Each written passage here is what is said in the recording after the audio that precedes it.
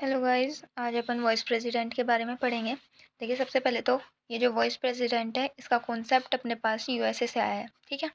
उसके बाद सेकंड चीज़ अपन आर्टिकल्स देखते हैं, इंपॉर्टेंट आर्टिकल्स। तो आर्टिकल 63 बोलता है कि इंडिया का एक वॉइस प्रेसिडेंट होगा।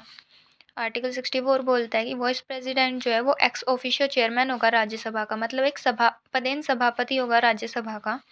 आर्टिकल 65 सेज कि वॉइस प्रेसिडेंट जो है वो प्रेसिडेंट की एब्सेंस में एज प्रेसिडेंट वर्क करेगा, मतलब अगर प्रेसिडेंट एब्सेंट है, राष्ट्रपति अनुपस्थित है, तो जो उपराष्ट्रपति है वो प्रेसिडेंट के काम का निर्वहन करेगा, कार्यों का निर्वहन करेगा, ठीक है। उसके बाद अपन देखते हैं आर्टिकल 66 बोलता है क्वालिफिकेशंस, इलेक्शन एंड कंडीशन, मतलब जो वाइस प्रेसिडेंट है उसमें क्या क्या योग्यताएं होनी चाहिए, उसके इलेक्शन की प्रोसेस, और क्या क्या टर्म्स एंड कंडीशन है, मतलब शर्तें क्या क्या है उपराष्ट्रपति के पद के लिए। तो देखो, जो इलेक्शन होगा उसके लिए इलेक्टोरल कॉलेज, मतलब मतलब इसमें कौन कौन मेंबर्स होंगे। तो मेंबर्स देखें तो लोकसभा और राज्यसभा के जो जितने भी मेंबर्स हैं वो इसमें पार्टिसिपेट करेंगे। और इसका मैनर क्या होगा इलेक्शन का कि 50% से एक वोट ज़्यादा आ जाए तो जो वाइस प्रेसिडेंट है उसका इलेक्शन हो जाएगा, मतलब कि कैंडिडेट को 50+1 वोट लेके आने पड़ेंगे, ठीक है। और इसका जो चुनाव, मतलब इसका इलेक्शन जो है वो कैसे होता है, सीक्रेट बुलेट, प्रोपोर्शनल रिप्रेजेंटेटिव और सिंगल ट्रांसफरेबल वोट। ये तीनों टर्म्स है इसकी, ठीक है। किस तरीके से चुनाव का वो दिया हुआ है, इसको मैं अच्छे से एक्सप्लेन करती हूँ। देखो, अगर अपन इसके चुनाव का प्रोसेस देखें तो मूल संविधान जो अपना बेस कॉन्स्टिट्यूशन था उसमें संयुक्त अधिवेशन होता था इन दोनों का, लोकसभा प्लस राज्यसभा, मतलब दोनों मिलके और फिर वोटिंग करते थे। जो इलेक्टोरल कॉलेज था उसमें इन दोनों के मेंबर्स होते थे और 50+1 वोट लेके आना पड़ता था एज अपॉइंट होने के लिए। उसके बाद 11th कॉन्स्टिट्यूशनल अमेंडमेंट हुआ 1961 का। इसमें चुनाव के लिए जो ये संयुक्त अधिवेशन था ये वाली चीज़ ख़त्म कर दी गई, बोला गया कि अलग अलग सदनों में ही इनकी वोटिंग होगी। 11th कॉन्स्टिट्यूशन अमेंडमेंट से पहले संयुक्त अधिवेशन के द्वारा एक भी उपराष्ट्रपति को नहीं चुना गया। पहले उपराष्ट्रपति सर्वपल्ली राधाकृष्णन थे। अब देखो, ये कॉन्स्टिट्यूशनल अमेंडमेंट 1961 को हुआ। फर्स्ट जो वाइस प्रेसिडेंट थे वो सर्वपल्ली राधाकृष्णन थे, 1952 को बने थे ये, है ना। लेकिन ये निर्विरोध बने थे, मतलब वोटिंग की ज़रूरत ही नहीं पड़ी, इनके सामने कोई खड़ा ही नहीं हुआ, ठीक है। और इनका जो चुनाव होता है, इलेक्शन होता है, वो इलेक्शन कमीशन ऑफ इंडिया के करवाता है, ठीक है। इसके अलावा इसकी योग्यताएं देखें तो सबसे पहले तो वो सिटीजन होना चाहिए इंडिया का, एज 35 ईयर्स उसने कर ली हो कम से कम पार, कोई लाभ का पद नहीं हो, मतलब कोई गवर्नमेंट सर्वेंट ना हो वो। राज्यसभा सदस्य निर्वाचित होने की योग्यता उस बंदे के अंदर होनी चाहिए। ये सब उसमें योग्यताएं हैं उपराष्ट्रपति के पद के लिए। उसके बाद अपन आर्टिकल 67 देखें, रेजिग्नेशन के बारे में बोलता है आर्टिकल 67 कि जो वाइस प्रेसिडेंट है उसका टेन्योर तो मतलब 5 ईयर होता है, टेन्योर भी इसी में दिया गया है। टेन्योर इसका होता है 5 साल, शपथ लेने से 5 साल, मतलब ये नहीं कि उसको अपॉइंट कर दिया, अभी उसने शपथ नहीं ली तो तभी से स्टार्ट, मतलब ये शपथ ले लेगा उस दिन से स्टार्ट होंगे और 5 साल तक ये उपराष्ट्रपति रहेगा। अब देखो, रिमूवल का प्रोसेस क्या होता है। इसके लिए क्या करते हैं, राज्यसभा का एक्स ऑफिशियो चेयरमैन होता है ना। एक्स ऑफिशियो चेयरमैन होता है, तो राज्यसभा से रेगुलेशन होती है, राज्यसभा से बिल पास होता है और 14 दिन पहले नोटिस दिया जाता है उपराष्ट्रपति को कि आपको भाई आपके ऊपर मतलब आपके रिमूवल के लिए प्रोसेस स्टार्ट की गई है। और इसके अलावा जो ये रेगुलेशन है इसको पास करने के लिए मेजोरिटी चाहिए, इफेक्टिव मेजोरिटी चाहिए, मतलब जो प्रेजेंट मेंबर है वो उनमें मेजोरिटी, मतलब 50+1। इफेक्टिव मेंबर्स का मतलब है कि जो प्रेजेंट है वो मेंबर्स, ठीक है। उसके बाद यहाँ से बिल पास होने के बाद ये लोकसभा में जाएगा, यहाँ पे केवल सहमति चाहिए होती है, ठीक है।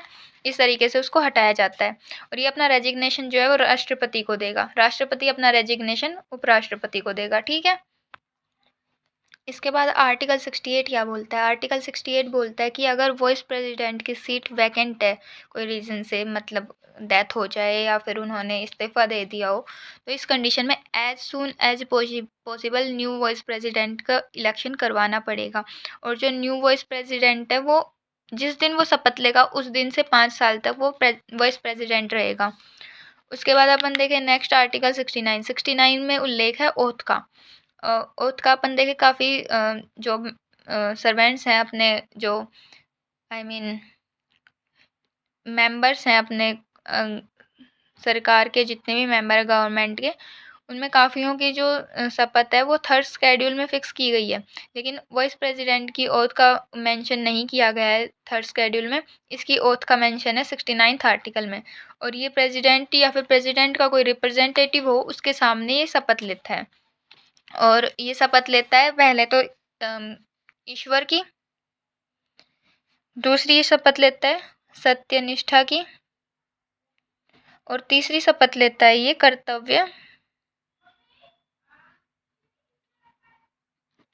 कर्तव्य निर्वहन की।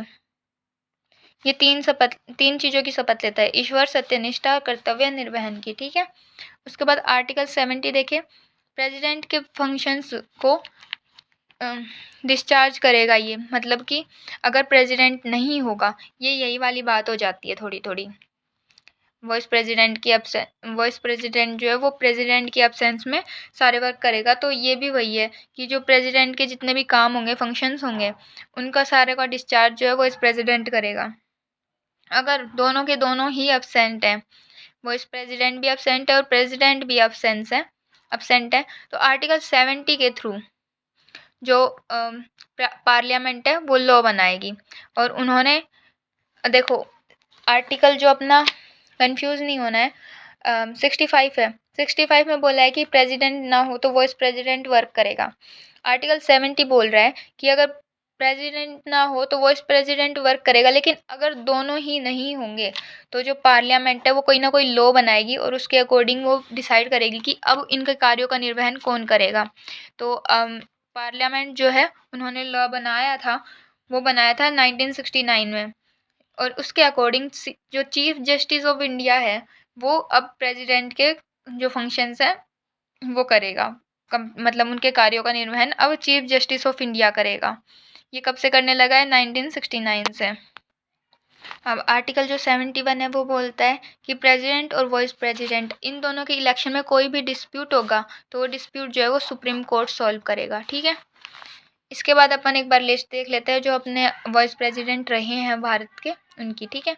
तो 1952 से 62 2 बार सर्वपल्ली राधाकृष्णन जो है वो उपराष्ट्रपति रहे हैं।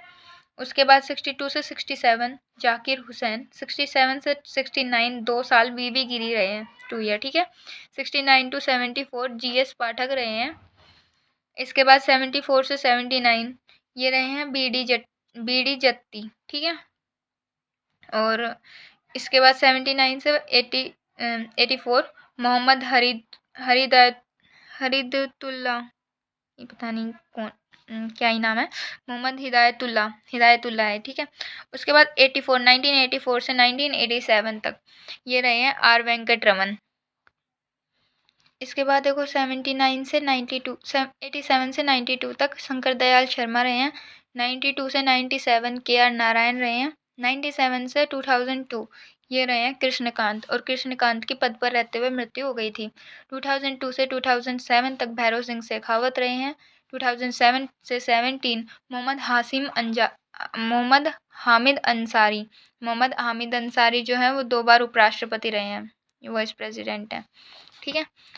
उसके बाद 17 से 22 तक वेंकैया नायडू रहे हैं, और 22 से 25 तक जगदीप धनखड़ रहे थे। जगदीप धनखड़ जी ने रेजिग्नेशन दे दिया था।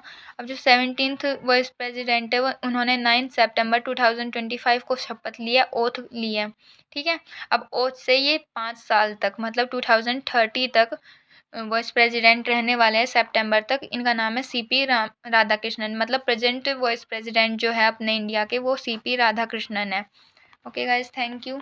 आई होप आपको इस वीडियो से समझ आया होगा। वैसे मैं एक बार रिपीट कर देती हूँ सारे आर्टिकल्स, फटाफट से रिवीजन कर लेते हैं। आर्टिकल्स अपने थे 63 टू 71। 63 में बोला गया कि कोई मतलब इंडिया का एक वाइस प्रेसिडेंट रहेगा। 64 में बोलते हैं कि ये राज्यसभा का उपसभापति रहेगा, पदेन सभापति रहेगा। उसके बाद 65 बोल रहा है प्रेसिडेंट की एब्सेंस में ये वर्क करेगा एज अ प्रेसिडेंट। 66 में क्वालिफिकेशन, इलेक्शन और कंडीशंस दे रखी हैं। 67 में रेजिग्नेशन और टेन्योर दे रखा है। 68 में वाइस प्रेसिडेंट की सीट अगर वैकेंट हो, 68 में बोला है वाइस प्रेसिडेंट की सीट अगर वैकेंट हो तो एज सुन एज पॉसिबल वो इलेक्शन करवाएंगे। 69 ऑथ के बारे में बोलता है। 70 बोलता है कि प्रेसिडेंट और वाइस प्रेसिडेंट दोनों ही एब्सेंट हो तो पार्लियामेंट रूल बनाएगी, और पार्लियामेंट ने 1969 में सीजेआई को चीफ जस्टिस ऑफ इंडिया है, इनको ये कार्यभार दिया था। और आर्टिकल 71 बोलता है कि अगर प्रेसिडेंट और वाइस प्रेसिडेंट की इलेक्शन में किसी भी प्रकार का डिस्प्यूट हो तो उसको supreme court of India handle करेगा। Thank you guys, bye bye, take care.